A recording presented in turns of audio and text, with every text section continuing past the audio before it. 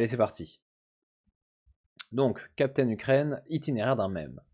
Du flop d'un anonyme sur Twitter à la naissance d'un mème emblématique d'une guerre d'images sur les réseaux sociaux. Carnet de route d'un photomontage mondialement repris et détourné. Attendez, je vais zoomer un peu. Après tout.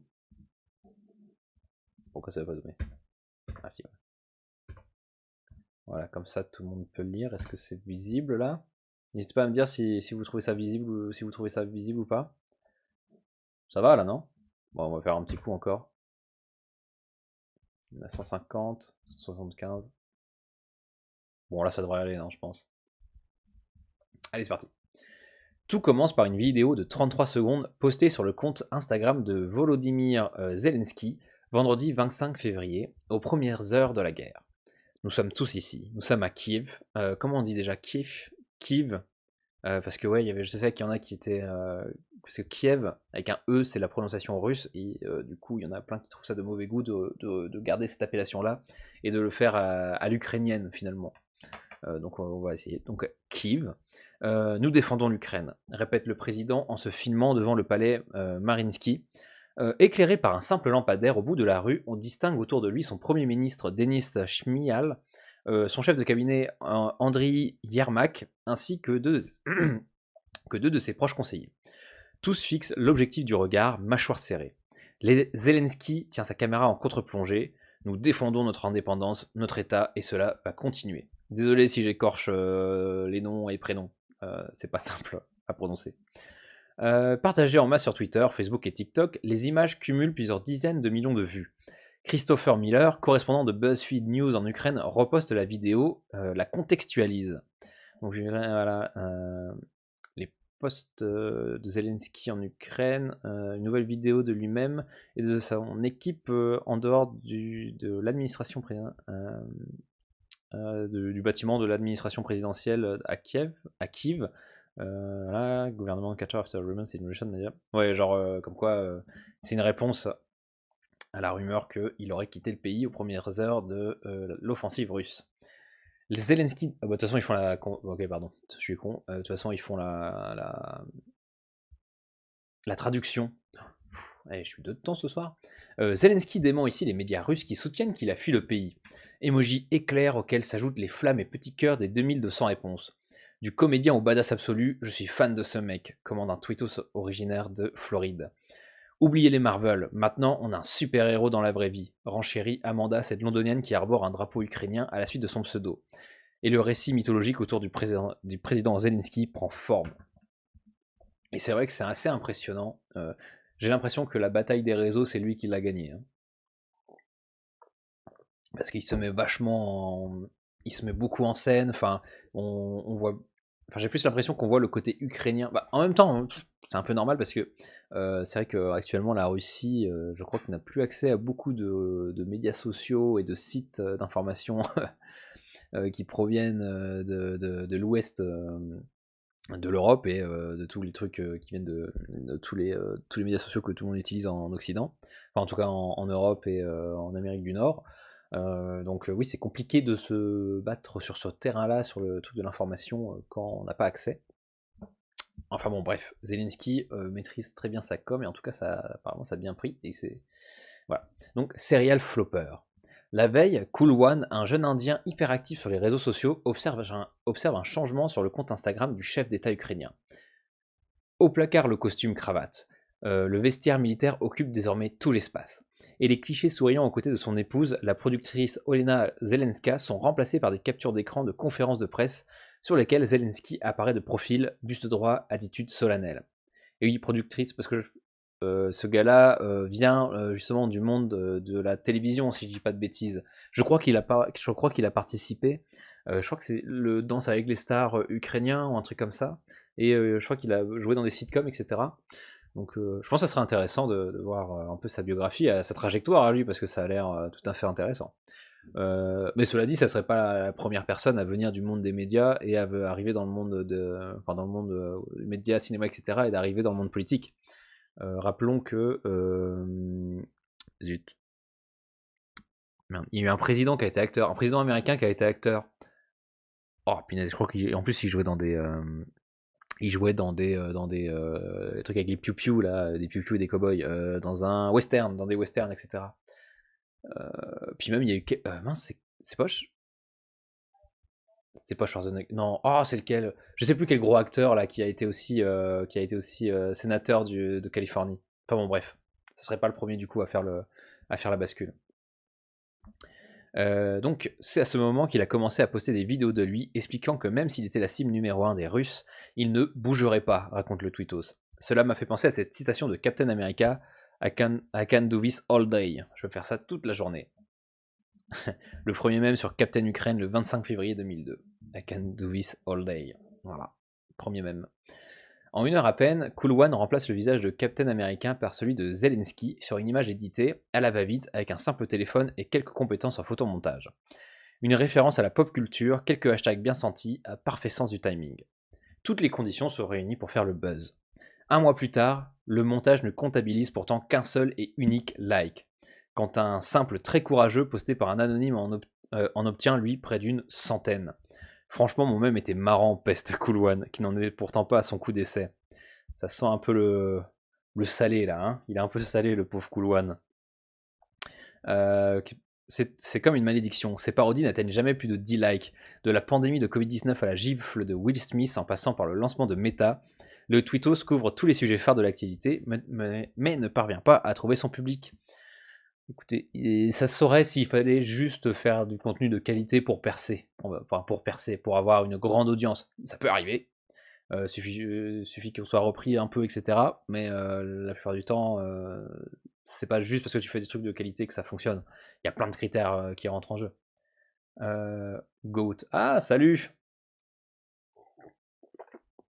Comment ça va, Cap606? Bienvenue. Tu viens juste d'arriver ou t'as écouté un peu le début de l'article? Ah oui, et aussi, est-ce que le son est assez fort? Parce que j'ai fait quelques réglages et je sais qu'il y avait des gens dans le chat l'autre jour qui me disaient que c'était plus ou moins fort. Est-ce que le son est bon, par hasard? N'hésite pas à me le faire, à me le dire.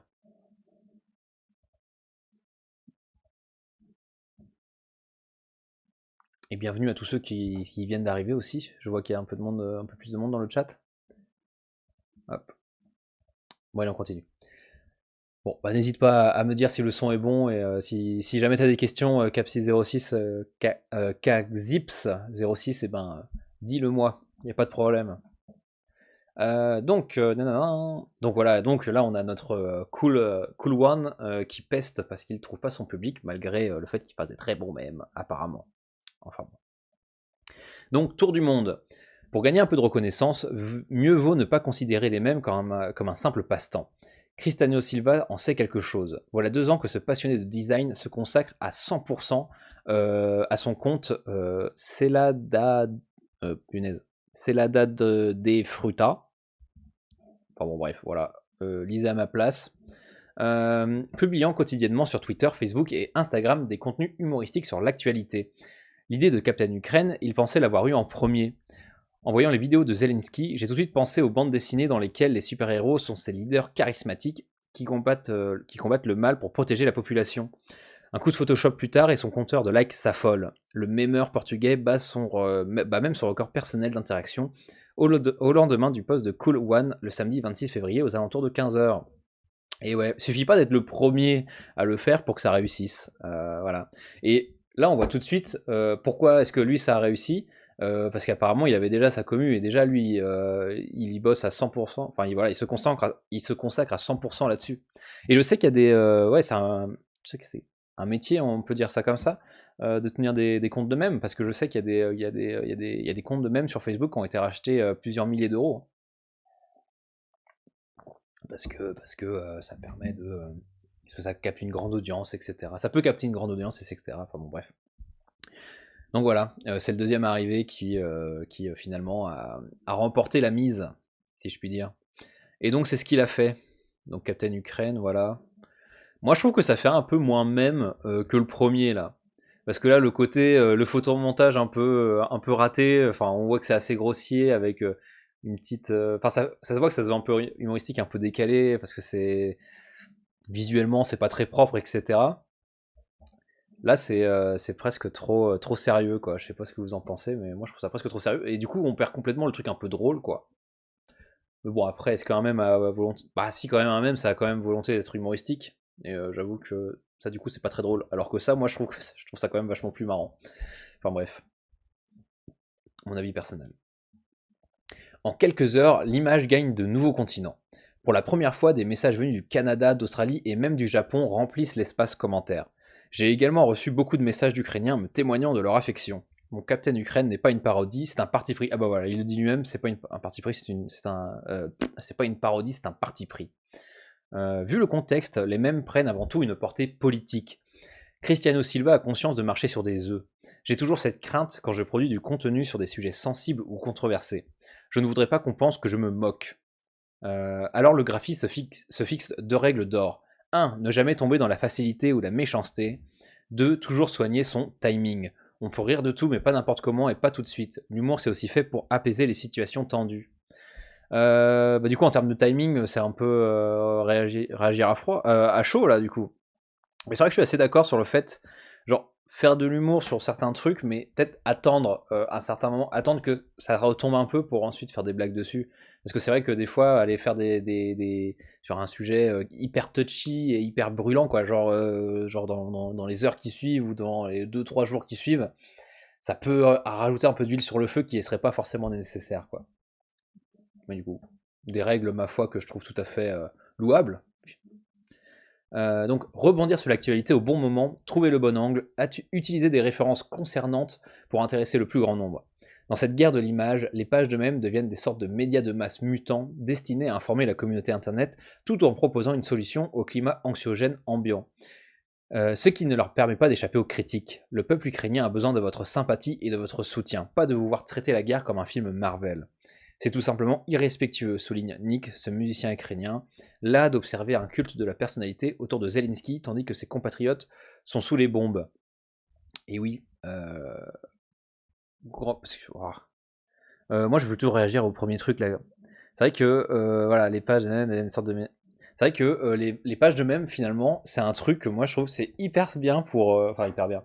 Ça a forcément ses limites, mais je trouve ça super chouette pour s'informer sur l'actualité. Moi je suis genre Archibald de Tintin ou des machins comme ça. Et c'est vrai que les mèmes, ils sont hyper en lien avec l'actualité. Alors il y a peut-être il y a des sortes de trends qui reviennent, qui sont un peu décontextualisés ou je sais pas quoi, qui reviennent régulièrement, mais globalement, la plupart des mèmes, c'est toujours sur des faits d'actualité récents. Et je trouve ça cool juste pour s'informer, quoi. Bon, bien sûr, ça se suffit pas à soi-même, hein, mais juste, c'est une sorte de, on va dire, une information qui push vers nous. Genre, au lieu qu'on aille la chercher, c'est elle qui vient à nous. Et du coup, après, ensuite, on peut aller gratter un peu si le sujet nous intéresse ou pas, quoi, pour comprendre un peu mieux. Parce que c'est vrai, mais c'est toute la. Je pense que c'est tout. Bon, là, c'est peut-être une analyse comme ça, là, mais je pense que c'est tout un art, finalement, de faire un mème sur un truc d'actualité. Et enfin, faut que tout le monde ait la référence. Faut que celui qui voit ait la ref pour que ça le fasse rire, quoi. Donc, non seulement, par exemple, sur Doshiba de Tintin, il faut avoir les refs Tintin, donc il faut avoir lu Tintin pour trouver ça drôle. Et ensuite, faut avoir entendu parler du fait dont il parle, quoi. Genre, sinon tu captes pas vraiment le pourquoi du comment. Euh, et donc, c'est pour ça. C'est pratique pour s'informer, mais d'un autre côté, il faut que ça parle assez à tout le monde. Donc, ça sera pas forcément des trucs qui vont être hyper spécifiques. Ça va être des trucs un peu, genre le gros truc qui a fait parler tout le monde. Et enfin, bon, bref, voilà. Voilà ce que j'avais à en dire. Ouais, et je peux comprendre ce Nick, là, musicien ukrainien, qui en a marre de voir toute la com autour de Zelensky, alors qu'il y a certains de ses compatriotes qui sont sous les bombes et qui, eux, ne sont pas forcément médiatisés, quoi. Donc, plagiat et détournement. Il arrive que le monstre échappe à son créateur. Une fois le même posté, et malgré l'inscription de la source d'origine en filigrane sur l'image, simple précaution d'usage, certains n'hésitent pas à se la réapproprier à leur compte. Prendre le temps d'effacer un crédit sur un photomontage, franchement quelle ingratitude. C'est mon effort, mon travail et ma créativité qui me sont pris. Soupire Cristiano. Son Captain Ukraine a tellement tourné que des marques sont allées jusqu'à en faire des produits dérivés sans le créditer. C'est le cas de plusieurs sites américains d'impression à la demande comme Mike Frogty ou encore Redbubble. Ce dernier était déjà sous le feu des critiques le mois dernier suite à la vente de t-shirts à l'effigie de Ryan, ce petit garçon marocain décédé après sa chute dans un puits. Waouh, c'est limite.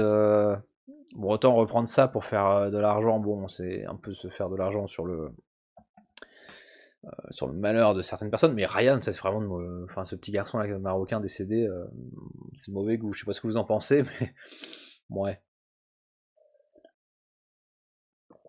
il est déjà soif. Donc en plus, il se fait. Bah, après, j'ai envie de vous dire, quand on fait un mème et qu'on met ça sur les réseaux sociaux, il y a un moment, il faut bien s'attendre à se faire réapproprier, quoi. Mais après, je pense qu'il verrait pas de problème. Bon, après, c'est qu'il avait mis un filigrane. Bah, après, je pense qu'il verrait pas trop de problème si des gens reprenaient le mème et qu'ils le faisaient tourner sur les médias sociaux, etc. Genre, là, c'est juste, je pense que le gros problème, c'est juste que eux, ils vont se faire de l'argent avec ça, quoi. Et c'est vrai que c'est un peu dégueulasse. Donc, même problème côté média. Je ne compte plus les articles qu'il utilise en tant qu'image d'illustration en prenant soin d'effacer mon nom. Cristiano croit au karma. Tôt ou tard, ce qui lui aura été volé lui reviendra. Je suis confiant, autant ignorer ses abus pour le moment. Il l'assure, lui n'a jamais voulu tirer le moindre profit de son mème. Cristiano monétise pour l'heure son travail grâce à une boutique en ligne de t-shirts à messages humoristiques. Je travaille pour des marques et j'ai aussi ma propre collection, mais je ne fais pas de produits dérivés à partir de mes mèmes. Donc, c'est une histoire de sel en ce moment, actuellement, là, jusqu'à maintenant. Cool One, lui, il est salé parce il est le premier à avoir fait un mème et que ça n'a pas marché et qu'il n'arrive jamais à dépasser les 10 réactions sur ses trucs. Et lui, il est salé parce que finalement, il y a des marques qui se réapproprient son travail pour sa création pour se faire de l'argent. Enfin, bon. Et oui, ce monde sauvage de l'internet. Et si ça se trouve, ça, c'est une image, c'est une sorte. Ouah, non. Est-ce que ça serait une image aussi forte que le portrait du Che Guevara, là? Oh, peut-être pas quand même. Peut-être pas. Bah, je pense que le premier truc, c'est que ça manque de simplicité, quoi. Tu peux pas mettre ça partout, finalement. Euh, Enfin, bref. Non, je pense que ça soit comme un. Ouais. On va pas s'enflammer. On va pas s'enflammer. Donc, bon, là, du coup, détournement à mauvais escient, si je puis dire. Donc, certains détournements se font aussi à bon escient. Il y a par exemple ce concours organisé sur la page Photoshop Request du forum américain Reddit, spécialisé dans l'échange de mèmes. Proposez-moi une version améliorée de cette image du président Zelensky en Captain Ukraine, lance Gérald 9090 X, ajoutant en copie le mème de Cristiano, crédité celui-là. Publié quelques jours plus tôt. L'instigateur du concours promet 20 $ à son montage préféré. Si je gagne, envoie plutôt l'argent à une association pour l'Ukraine, requiert un participant. Cela peut peut-être vous inspirer, le trident fait partie des symboles associés à l'Ukraine, cela fonctionnerait bien sur une tenue de super-héros, suggère un observateur. Au total, ils sont une petite cinquantaine à tenter leur chance. À la place de l'étoile Boys News, le gagnant choisit d'apposer un tournesol fleur nationale de l'Ukraine. Ah bah tiens, ça je savais pas. Fleur nationale de l'Ukraine sur le bouclier de Zelensky. Comme pour symboliser le soutien de la communauté internet au peuple ukrainien. Difficile de savoir où et quand l'histoire de Captain Ukraine s'achèvera. Pour l'heure, le même poursuit son parcours sous forme de street art dans les rues des grandes villes du monde. Car les super-héros voyagent aussi du virtuel au monde réel. Enfin, bon bah voilà la petite trajectoire de ce mème iconique. Moi je l'avais pas vu passer perso. Je sais pas si vous l'aviez vu, mais moi je l'avais pas vu. Donc bon après c'est un peu c'est une histoire on va dire classique. Il y a un premier qui a eu l'idée, ça a pas marché. Enfin et un autre voilà comment il s'appelle Christo. Mince, j'ai déjà oublié comment il s'appelait. Ah, enfin le portugais qui a fait là, qui s'est fait voler son travail. Voilà, Cristiano Silva. Finalement, lui, il a créé son truc aussi, mais il avait aucune idée qu'il y avait déjà quelqu'un qui avait créé un mème là-dessus. Finalement, mais en même temps, c'était un Indien et lui, il est portugais, donc il y a moyen que sur les réseaux sociaux, que les bulles d'information ne se recoupent pas entre les deux.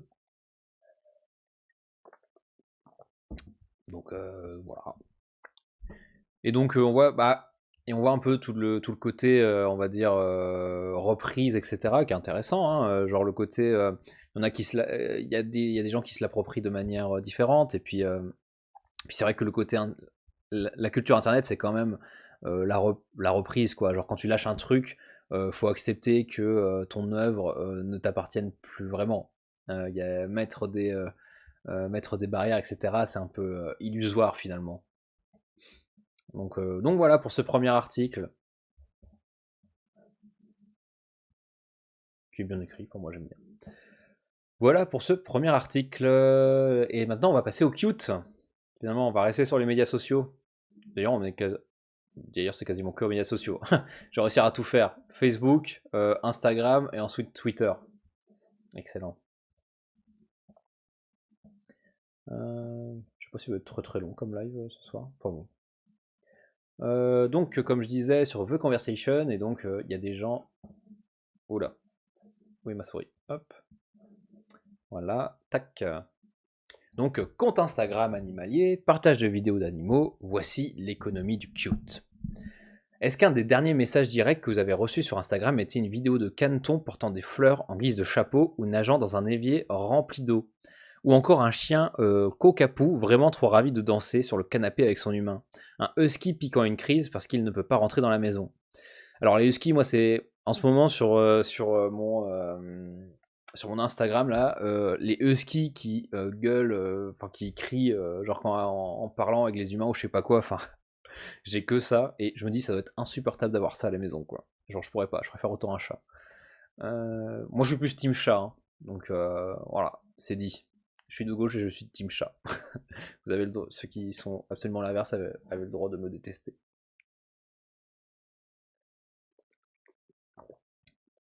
Ah bah tiens, Ikea, made in Russia. Je ne savais pas, je bois dans un verre russe, je collabore, zut. Voilà, ah oui, et un des derniers messages qu'on m'a envoyé sur Insta, c'est des vidéos de chats, j'avoue tout. Donc voilà, je pense que personne n'est à l'abri de ces vidéos d'animaux.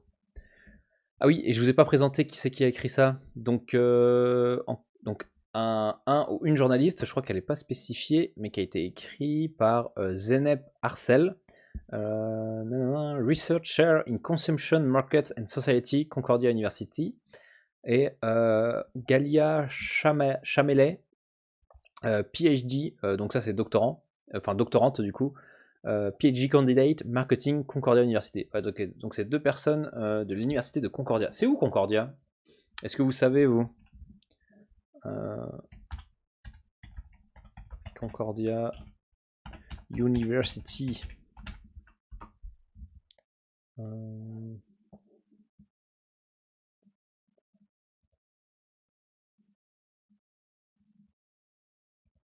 Tac tac tac.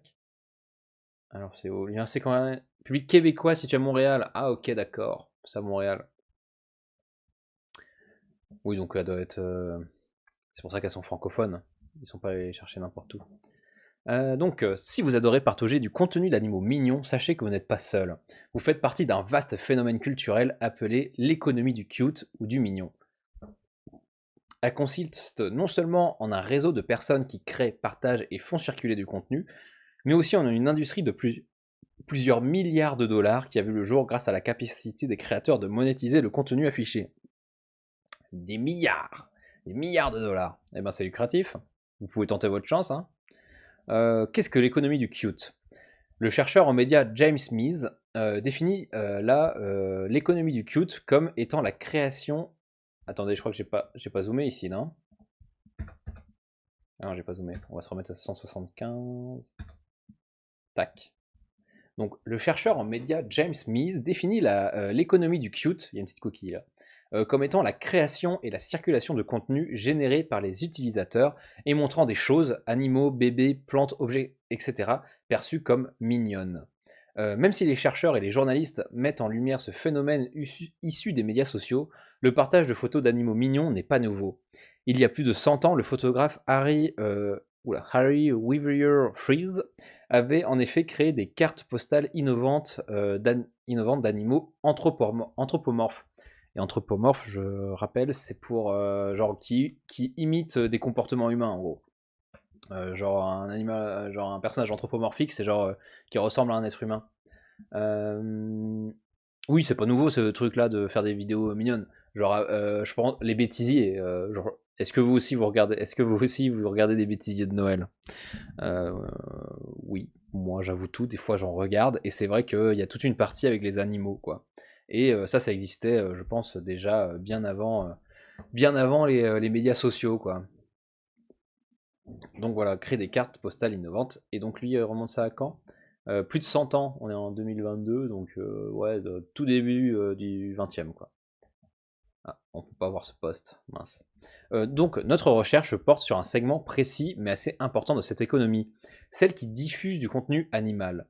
Donc l'économie du cute, c'est pas que les animaux, il y a d'autres trucs. Il disait quoi Non, non, non. Partage de photos. Zut. Où est-ce que c'était? Ah, voilà, animaux, bébés, plantes, objets. Et donc là, les deux chercheuses, enfin la chercheuse et la doctorante, eux, regardent spécifiquement ce qui a trait aux animaux. Nous avons constaté que le caractère mignon du contenu animal vient de différents archétypes. Quels sont-ils? Qui sont... Ouf, faut oublier ça. Donc c'est quoi ces différents archétypes? Animaux insolites ou bébêtes, bébés ou jeunes animaux, contenu regroupant plusieurs espèces, pères, enfants animaux, taille et proportions extrêmes, très petits ou très gros, apparence inhabituelle et comportements des animaux qu'on interprète comme humains. Là, il est là l'anthropomorphisme. Ça me rappelle un truc en cours de philo. En cours de philo, c'était quoi? C'était genre la capacité de l'être humain à humaniser le comportement des animaux, par exemple. Typiquement, le comportement des animaux, lui conférer des propriétés humaines. Et apparemment, et je crois que c'était un truc, du coup, c'était un truc du genre en mode où finalement, du coup, on va avoir bien plus d'empathie, machin. Enfin bon, c'était un truc dans ce goût-là. Je sais plus, il faudrait. Je sais pas s'il y en a qui sont hyper calés là-dedans, mais n'hésitez pas à dire si je dis de la merde, hein. Donc bon, bref. Si certains comptes d'animaux enregistrent plus d'abonnés que des politiciens et des célébrités, et peuvent ainsi générer leur propre viralité, comme GIFPOM avec 9,9 millions d'abonnés, Nala avec 4,3 millions d'abonnés,